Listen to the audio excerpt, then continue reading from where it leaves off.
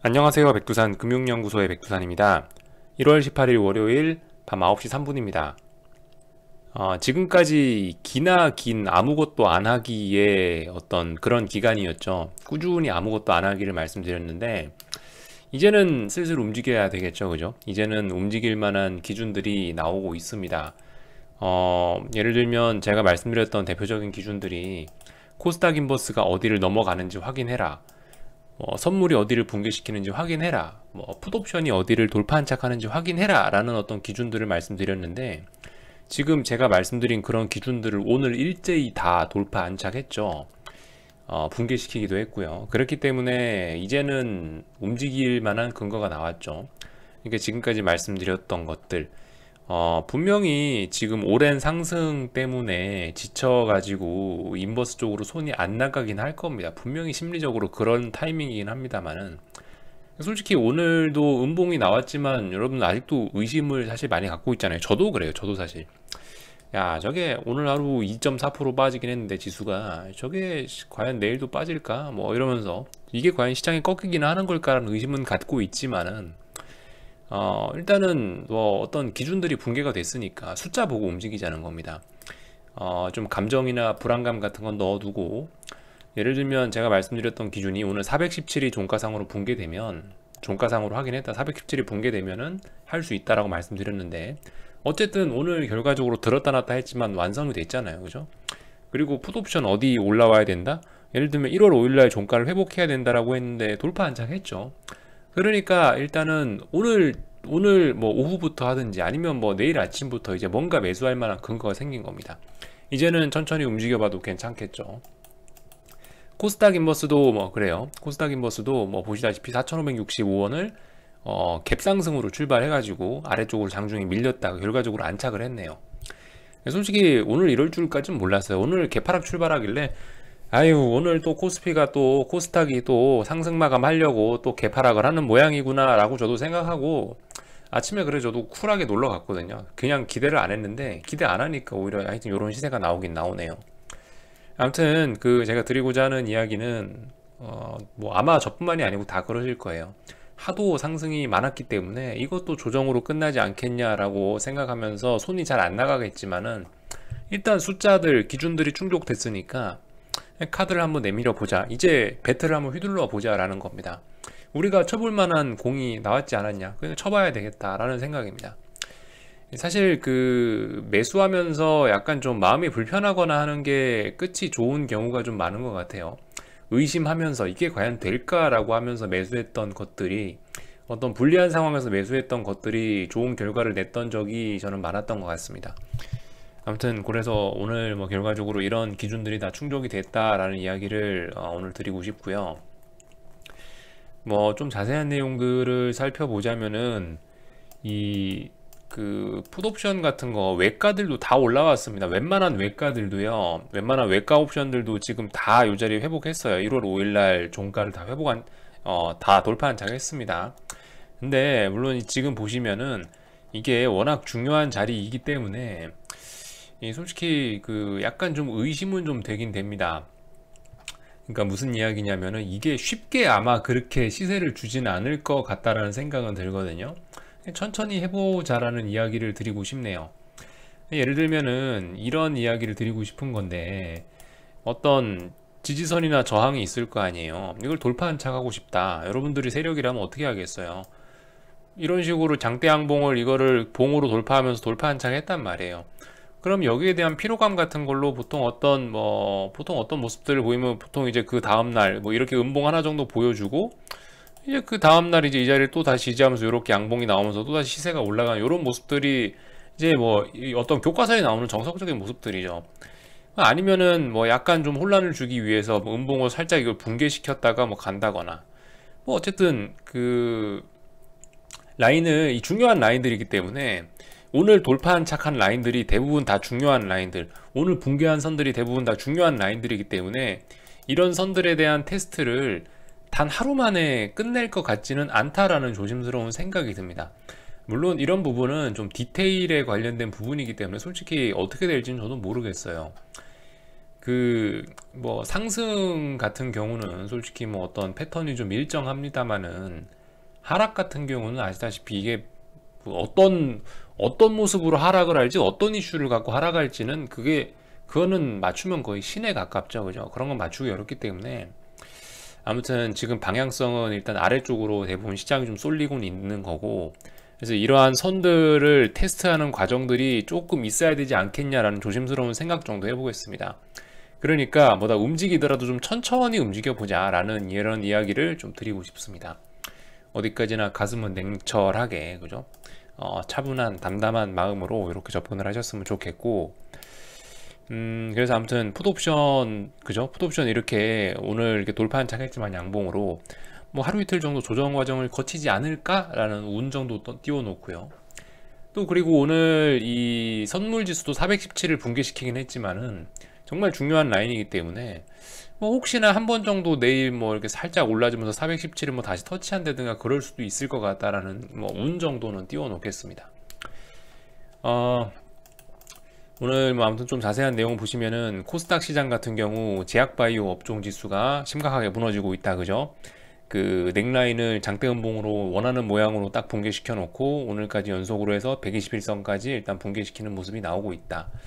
121선을 지난번 같은 경우는 이렇게 두 번 정도 지지력 보이면서 올라갔는데 세 번째 내려오는 거니까 솔직히 별로 이렇게 121선에 대한 지지력은 별로 없을 것 같다는 생각인데, 121선까지 터치했다면 다음번 목표치는 241선 부근이 되지 않겠냐라는 생각을 하고 있는데요. 241선은 어디 있을까요? 241선은 여기 밑에 있네요. 그죠? 241자리는 제법 밑에 있습니다. 그러니까 만약에 이건 일단 이평선 관점에서 설명을 드리는 건데, 제약업종 지수가 121선을 붕괴시키게 된다면 다음번은 241선 부근까지 갈 수도 있는데 241선과의 이격도가 상당히 되기 때문에 코스닥 업종은, 코스닥 시장은 조금 위험하다, 좀 이런 이야기를 드리고 싶습니다. 그죠? 그 코스닥 인버스 쪽 보시면은 이거 이제 뭐 넥라인 붕괴라고 봐야 되겠죠. 이거 거꾸로 뒤집어 놓고 보면은 이게 코스닥 지수인데 오늘 뭐예요? 오늘 여기 중요하게 지지했던 12월 8일 날 만들어 놨던 요 자리를 결과적으로 이 테스트하고 했다가 결과적으로 밀린 거거든요. 다시 코스닥 인버스인데 뒤집어 놓고 어쨌든 중요한 라인 안착했어요. 이제 뭔가 매수의 근거가 생기고 있습니다. 그죠? 그래서 뭐 추격 매수를 하시든지 아무튼 매수 가능하겠다라는 이야기. 그리고 이거는 지금 그 코스피와는 다르게 이 보시다시피 여기서 이미 몇 주 가까이 지금 횡보하면서 어떤 지지력을 보였기 때문에 이 자리에 대한 신뢰성은 굉장히 높다라고 말씀드릴 수 있을 것 같아요. 그 보통 이런 식으로 이렇게 몇 거래일만 몇 거래일만 지지력을 보여도 많이 튀기 마련인데, 보시다시피 이번 같은 경우 굉장히 오랜 시간 어떤 지지력을 보여줬기 때문에 특히 코스닥 시장 같은 경우 차트 비슷하죠. 예, 방금 전에 제약업종 지수 보시다시피 밑에까지 별다른 지지력을 보일 만한 공간이 잘 안 보입니다. 밑에 매물대가 별로 없다고요. 그러니까 공간이 몇 퍼센트 이상 많이 떠 있어요. 실제로 코스닥 인버스도 보시면 코스닥 인버스도 보시면 그다지 매물대가 없습니다. 위쪽에 저항이 별로 없어요. 쑥 스무스하게 다이렉트로 밀렸기 때문에 올라갈 때도 별로 여기 저항으로 인식되는 구간이 그다지 많지 않습니다. 목표치가 좀 커요, 얘도. 아무튼 뭐 이런 구체적인 부분들을 좀 볼 수가 있을 것 같고, 코스닥 이야기하면서 셀트리온 친구들을 안 볼 수가 없겠는데, 셀트리온 같은 건 이제 좀 진짜 그만 놔줘야겠죠. 이제 이런 거 같은 경우 그만 놔줘야 됩니다. 뭐 예를 들면은 뭐 요런 자리들, 오늘 자리가 딱 어떤 의미 있는 자리이긴 한데요. 이미 뭐 좀 안 좋아 보입니다. 그죠? 여러분들이 보셔도 안 좋아 보여요. 뭐 예를 들면은 여기 있는 뭐 지켜야 될 자리들을 일단 다 붕괴시키고 있고요. 예를 들면 여기가 어떤 중요한 라인이란 말이죠. 셀트리온 같은 경우 32만 5천원, 대충 요 자리가 보시면 뭐가 지지와 저항이 많이 지나가죠. 6월달에 고점, 그리고 6월달 7월달에 넘지 못했던 고점 자리 돌파 한착하면서 시세가 났던 건데 재차 붕괴시키지 않았냐. 셀트리온 친구들은 전반적으로 안 좋을 수 있다, 뭐 이런 이야기들이고, 뭐 제약업종 그 셀트리온 제약도 뭐 그렇습니다. 예를 들면 얘는 넥라인이 어디쯤으로 보면 좋을까요? 뭐 여기 정도를 얘는 기준으로 움직이고 있었죠. 뭐 여기까지 올랐다가 한번 쉬었었고, 이걸 돌파 한착하면서 여기 지지하면서 여기서 시세가 왔다 갔다 했는데 이걸 붕괴시켰다는 얘기는 위에가 이제 통째로 어떤 저항의 영역이 되지 않겠냐라는 이야기 드리는 거고, 그 위쪽에서 삼산 완성하면서 지금 자빠지고 있는 거예요. 좀 조심해야 될 것 같고, 셀트리온 헬스케어 같은 경우도 오늘 보시면 뭐 일제히 뭐 어디를 붕괴시키면서 다 무너졌죠. 예를 들면 이 자리 14만 뭐 하여튼 15만 원이라 하겠습니다. 15만 원짜리 중요한 자리인데 15만 원 일단 깼죠. 물론 뭐 최근에 이 급락이 좀 강했기 때문에 뭐 하루 이틀 정도 뭐 또 되돌릴진 모르겠지만은, 아무튼 이 지금 셀트리온 친구들과 제약 업종 지수와 코스닥 인버스라든가 이런 것들이 다 어떤 기존의 추세대로 간다면은 지켰어야 되거나 하는 라인들을 다 붕괴시키고 있고, 넘어서는 안 될 라인들을 넘어가고 있죠, 인버스가. 때문에 코스닥 시장 같은 경우는 조금 더 아무튼 하락 쪽의 신뢰도가 상당히 좀 높아 보인다라고 이렇게 볼 수가 있을 것 같습니다. 더군다나 그래 약했잖아요. 그리고 그죠? 코스피가 11월, 12월에 오르는 사이에 11, 12, 그 1월 초까지 코스피가 오르는 사이에 코스닥은 더군다나 약했잖아요. 그러니까 이 코스닥 쪽은 특히 하락 배팅의 신뢰도가 좀 더 높지 않겠냐라고 이렇게 좀 이야기를 드릴 수 있을 것 같습니다. 코스피가 어쨌든 좀 문제인데, 안 그래도 이제 그런 의심들을 해볼 수가 있어요. 그러니까 뭐 예를 들면은, 야 지금까지 이렇게 강했으니까 눌림일 가능성이 있다. 이거 조정일 수 있다. 맞아요. 조정일 수도 있어요. 어디까지나 뭐 기간 조정, 뭐 기간 조정이 아니고 내려왔으니까 가격 조정 받고 또 올라가고 그럴 수 있어요. 지금 상황에서 솔직히 저처럼 어떤 뭐 금융위기가 온다라고 하는 거는 어떤 뭐 단순히 일봉이나 뭐 이런 내용들을 봐서는 사실 그렇게 얘기하는 거는 뭐 근거가 별로 없죠. 뭐 이런 관점에서만 보면요.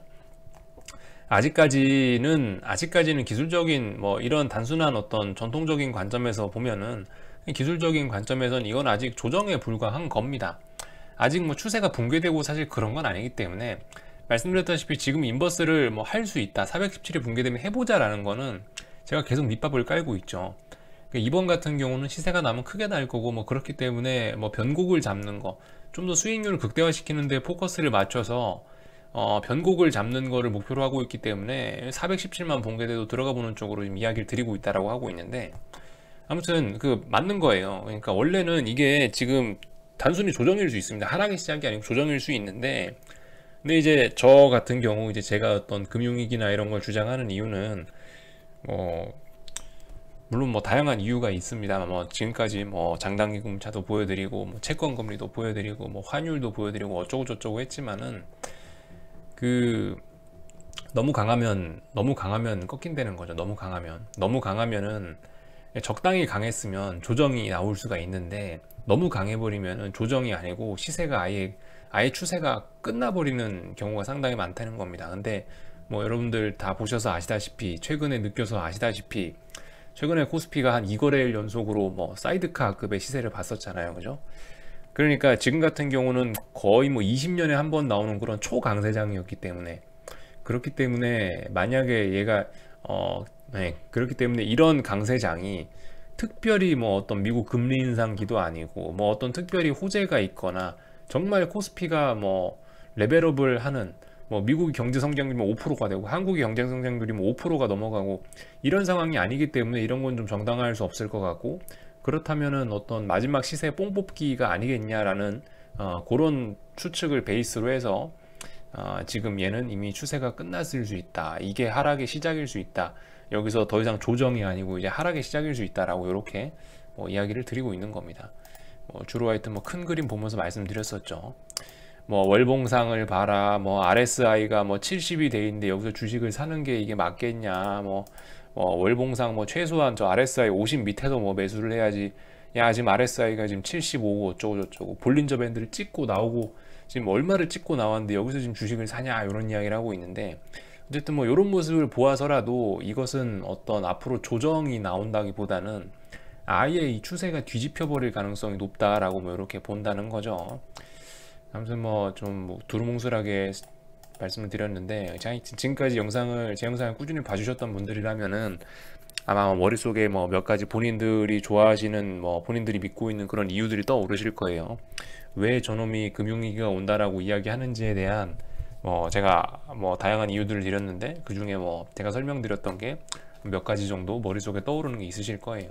하여튼 뭐 그런 다양한 이유들 때문에 저는 여기서 아무튼 조정이 아니고 상승의 끝일 가능성이 있고, 그렇기 때문에 상승의 끝이라는 걸 가정하고 인버스 잡을 거면 자신 있게 잡고 많이 잡으라는 이런 이야기를 드리고 있는 겁니다. 아무튼 맞아요. 아무튼 이거 지금 기간 조정, 이거 가격 조정이면서 또 올라갈 수도 있어요. 또 올라갈 수도 있어. 어쨌든 나는 뭐 이거 또 올라갈 수 있으니까 여기에 대비할란다 하세요. 그게 어쨌든 뭐 미래에 어떻게 될지 모르는 거니까 난 이게 가격 조정일 수도 있다라고 생각하기 때문에 이거에 대해서 대비를 할란다. 대비하세요. 하실 수 있는 분은 하세요. 뭐 그분이 옳고 그건 어떻게 될지 미래의 일은 모르는 거기 때문에 아무튼 본인 투자 성향에 맞게 하는 겁니다. 뭐 나는 하락 쪽으로 좀 큰 꿈을 꾸고 있어서 뭐 예를 들면 여기서는 뭐 조정이 아니고 이제 하락의 시작이야라고 강하게 믿는 분들은 인버스 세게 잡아서 수익률 많이 높이시는 거고, 아니야 나는 이게 조정일 가능성도 있기 때문에 더 지켜보고 움직일 거야 라고 하시는 분들은 대신에 주식 비중을 여기서 뭐 살짝 줄이는 선으로 하시거나, 그렇게 하면 뭐 나중에 인버스에 대한 수익률은 여기서 먼저 인버스 많이 들어가셨던 분들보단 좀 낮을 수 있겠죠. 아무튼간 본인이 마음 편한 쪽으로 움직이시면 된다라는 겁니다. 뭐 누구 말 들을 것도 없고요. 본인이 판단하시는 대로 투자 결과는 제가 책임져 주지 않으니까요. 그죠? 그렇기 때문에 여러분들 스스로 판단하시는 게 좋을 것 같고, 또 오늘 뭐 환율도 그럭저럭 1100원 1103원 선을 잘 지켜줬네요. 그죠? 1103원 선을 잘 지켜주고 뭐 이렇게 움직이고 있습니다. 하여튼 참 수급적인 부분이 신기한 게 보시다시피 뭐 외국인들이 또 하락하기 시작하니까 지금 2거래일 연속으로 지금 선물 매수가 들어오고 있죠. 2거래일이 아니라 3거래일 연속으로 매수가 들어오고 있죠. 어떻게 된 건지 모르겠습니다. 하여튼 최근에 저도 모르겠어요. 이거를 뭐 설명은 못 드리겠습니다. 저도 모르니까요. 아무튼 최근에 보면 외국인들 선물 수급이 1000개구리가 됐죠. 외국인들이 지수 올라갈 때는 선물 매도하고 지수 내려갈 때 선물 매수하는 이런 모습들이 나오고 있다. 지나고 나서 보니 12월 28일부터 해갖고 한 1월 중순까지 찍혀있던 선물 매도 같은 경우는 이 아래에서 선물 매수 잡았던 거를 수익 실현하는 측면이 아니었을까라는 생각이 들고 있고, 그리고 지금 같은 경우 이렇게 최근에 한 3거래일 8천억, 3천억, 5천억 정도 들어왔는데, 이거 같은 경우는 뭐 어쩌면은 또 다시 뭐 지수를 한 번 더 위쪽으로 올리겠다라는 건가? 뭐 이렇게 볼 수도 있겠죠. 그죠? 뭐 신규 매수 진입 뭐 이런 거일 수도 있습니다. 어쨌든 아직까지 뭐 그런 건 모르는 건데, 요즘 신기한 거는 선물 같은 경우 외국인이 뭐 반대로 가고 있다. 뭐 이 정도 좀 재밌는 특징인 것 같아서 참고적으로 좀 보시고요. 나중에 이제 시간이 지나고 나면 밝혀지겠죠. 저게 어떤 의도였는지. 아무튼 지금으로서는 알 수 없다. 우리는 단지 417이 붕괴되면 무슨 일이 생길 수 있겠구나. 여기 머리 위에 저항이 쌓였으니까 이걸 기준으로 해서 뭐 한번 해봐야겠구나. 이렇게 생각하시면서 몰라요. 외국인한테 궁금하신 분들은 전화해서 물어보세요. 왜 오늘 선물 5천억 샀어요? 전화해서 물어보세요. 외국인한테 직접 물어보지 않는 이상은 알 방법이 없습니다. 다들 추측을 할 뿐인 거겠죠. 뭐 그리고 뭐 외국인이 왜 선물 샀는지, 뭐 외국인들이 뭐 그날은 왜 선물을 팔았는지 몰라도 어떤 베팅을 하는 데는 문제가 없다. 이 정도 이야기 드리고 넘어가도록 할게요.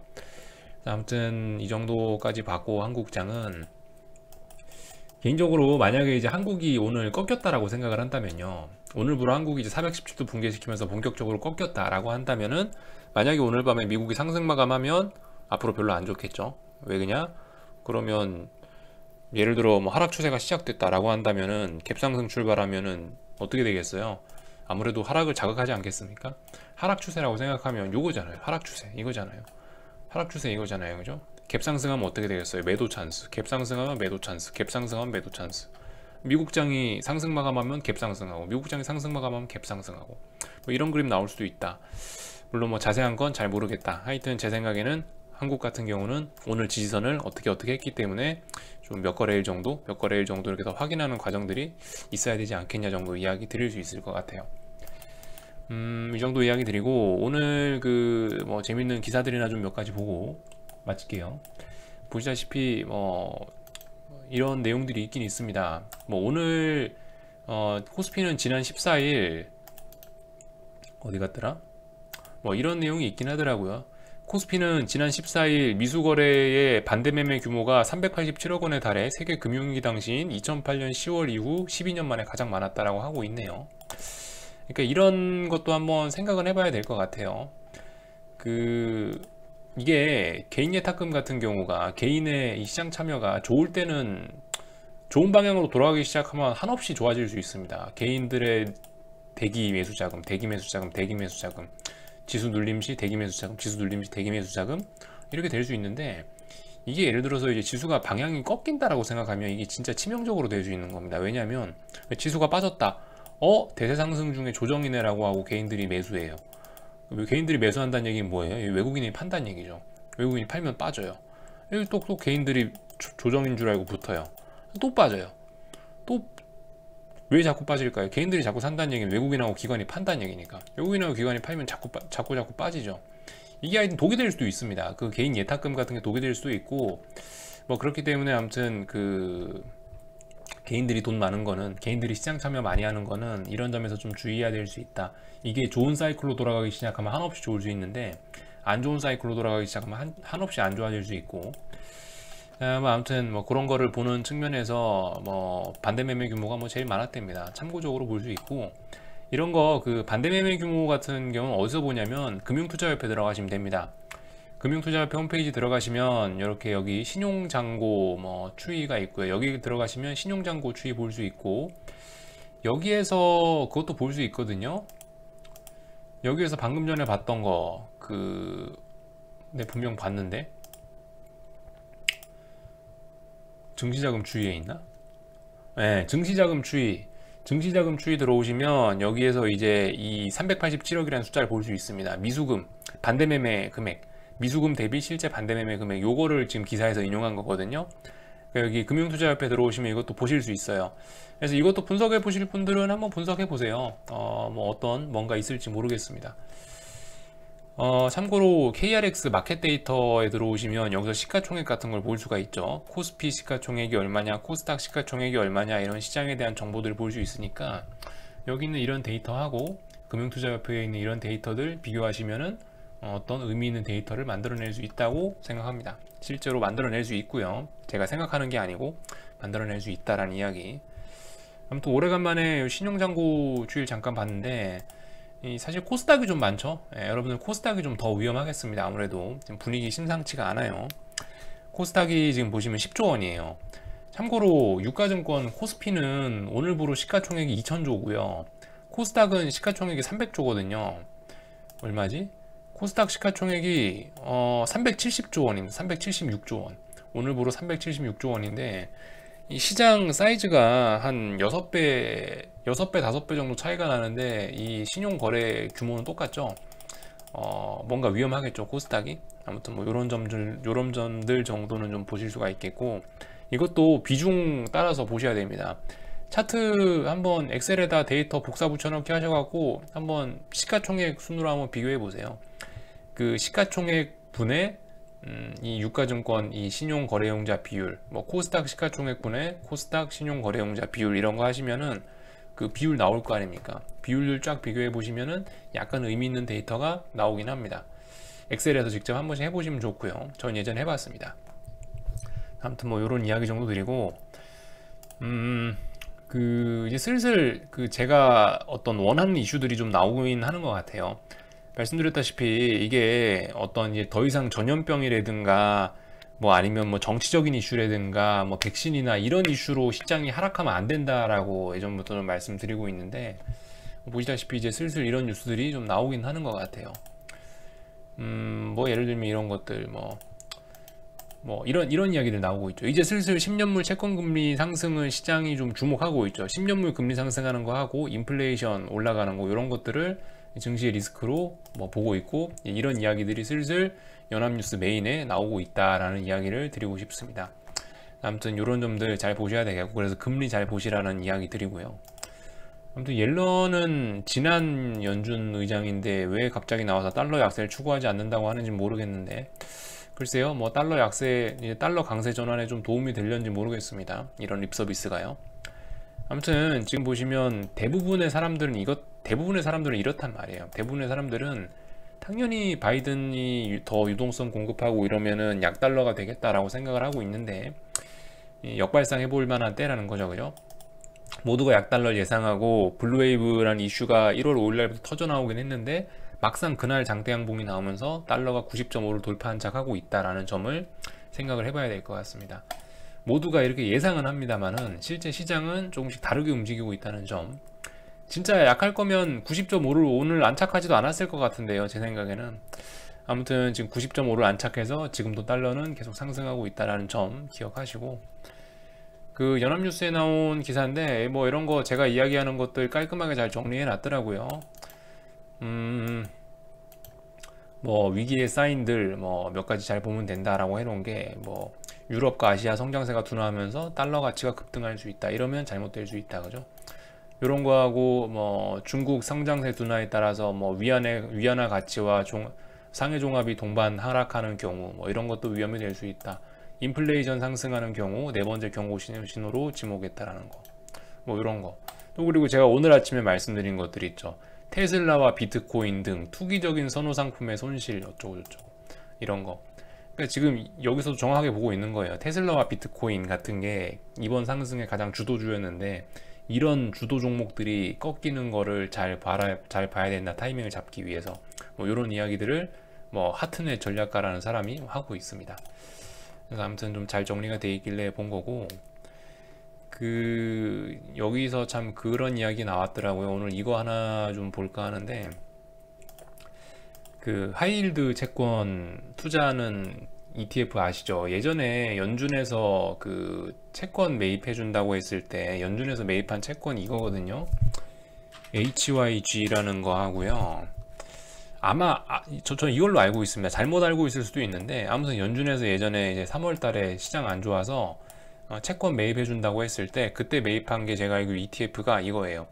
HYG. 이거는 보시면 하이힐드 코퍼레이트 본드거든요. 그러니까 부실기업들 채권이죠. 부실기업 채권에 투자하는 건데, 보시면 아무튼 좀 얘네도 좀 경기가 좋으면은, 경기 전망이 좋으면 계속 하이힐드 채권에 투자하겠죠. 근데 아무튼 지금 보시면은 최근에 한 달 새 고점이 높아지지 못하고 계속 정체되고 있다라는 거. 그리고 심지어 여기 코로나 직전 고점도 얘는 넘지 못하고 지금 뭔가 좀 신호가 안 좋다는 거. 그죠? 굉장히 무거운 저항에 직면했다라는 거. 이런 점들을 좀 볼 수 있을 것 같고, 얘 같은 경우는 뭐 여기가 붕괴되면 안 좋겠죠. 여기는 요 라인, 여기는 이 장대 음봉의 이 시가 정도가 붕괴되면은 굉장히 안 좋을 건데, 아직 붕괴는 안 됐습니다만은 별로 안 좋다라는 거. 얘가 급락하게 되면은 시장 위기가 나타나는 거거든요. 하이힐드 채권을 다 매도한다는 얘기는 결과적으로 금리 폭등하면서 회사들 망한다는 이야기인데, 그래서 이런 것들도 좀 잘 보시면 좋을 것 같다. 그래서 제가 봤을 때 만약 숏을 치시고 싶으시면 이것도 숏 치는 게 있더라고요. 종목 코드가 SJB더라고요. 뭐 이런 것도 나쁘지는 않은 아이디어인 것 같아요. 뭐 레버리지 없는 그냥 순수한 거기 때문에 좀 그냥 약간 채권 투자 해봐야지 하시는 분들이니까 좀 안전하게 채권 투자해 보실 분들, 뭐 이런 것도 나쁘지 않을, 이런 것도 뭐 괜찮은 상품 같긴 해요. 보시면 슬슬 얘도 뭐 저점에 대한 지지력들을 최근에 좀 보이고 있긴 하고요. 이게 이제 그러니까 이게 뭐냐면 채권 숏 치는 거거든요. 채권 숏.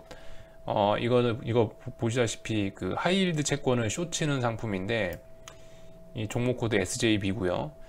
그래도 어떤 분이 채권 숏을 이야기를 하시는 분이 계시길래 이런 상품이 있다는 걸 저도 몰랐는데 오늘 찾아보니까 알게 됐는데, 참고하실 분들 참고하시고요. 뭐 달러, 그러니까 약간 좀 난 주식은 좀 싫고 뭐 채권이라든가 뭐 환율 쪽이 좋아 이러신 분들 계실 거 아니에요. 그러신 분들은 뭐 이런 것도 나쁘지 않아 보입니다. 뭐 SJB라든가 아니면 뭐 달러를 천천히 매수해 보신다든가 이런 것도 나쁘지 않은 전략이지 않을까 싶은 이런 생각이 드네요. 이건 안전자산인 거죠. 그러니까 예. 방금 전에 말씀드렸던 HYG 같은 거는 하이힐드 채권에 투자하는 거니까 그거는 위험자산인 거고, SJB는 하이힐드 채권 숏이니까 이건 안전자산인 거죠. 예, 그렇게 생각하시면 될 것 같습니다. 그러니까 무슨 일 생길 수 있으니까 뭐 안전자산이나 투자해야지, 인버스는 위험하다 싶으신 분들은 뭐 달러 안전자산, SJB 안전자산 이런 거 투자하시는 것도 뭐 나쁘진 않을 것 같다. 뭐 이 정도 생각 말씀드릴 수 있을 것 같습니다. 아무튼 오늘 얘기가 좀 길었는데 달러 인덱스는 아무튼 보시다시피 오늘도 잘 오르고 있고요. 그래서 여기 고점도 오늘 돌파할 수 있는지 뭐 이런 여부 잘 보시면 좋을 것 같습니다. 더욱더 좋은 사인은 90일 돌파한 착이면 더욱더 이게 확실해지겠죠, 그죠? 90일까지 돌파한 착 한다면 완전 확실한 어떤 추세 전환까지 이야기할 수 있을 것 같습니다. 제가 90.5 돌파한 착에서는 어떤 추세 전환 가능성이 높다라고 했지, 아직 추세 전환까지는 조금 좀 더 지켜봐야 되지 않겠냐 이런 표현 드렸는데, 아무튼 91까지 91.1 정도 여기 있는 고점들을 돌파한 착 한다면은 이거는 거의 추세 전환으로 봐야 될 것 같습니다. 이제 여기 돌파한 착 하면 추세 전환 인정, 이렇게 말씀드리고, 뭐 테슬라라든가 이런 것도 오늘 밤에 잘 보세요. 뭐 테슬라 숏 치고 싶으신 분들 잘 보고 계세요. 어디가 붕괴되면 된다? 뭐 예를 들면 여기 있는 요런 자리들, 여기 요런 자리들 붕괴되면 된다. 반도체 지수 숏 치고 싶으신 분들, 반도체 지수 숏 치고 싶으신 분들 뭐 어디 붕괴되면 된다? 뭐 예를 들면 여기 있는 이 시가 붕괴되면 된다든가, 아니면 여기 있는 이 자리 여기를 붕괴시키면 된다든가, 뭐 이런 점들 잘 보고 대응하시면 될 것 같습니다. 자, 아무튼 뭐 오늘 얘기가 좀 굉장히 길었네요. 여기까지만 좀 하고 마치도록 하겠습니다. 궁금한 건 리플 남겨주시고요. 내일 아침에 뵙도록 하겠습니다.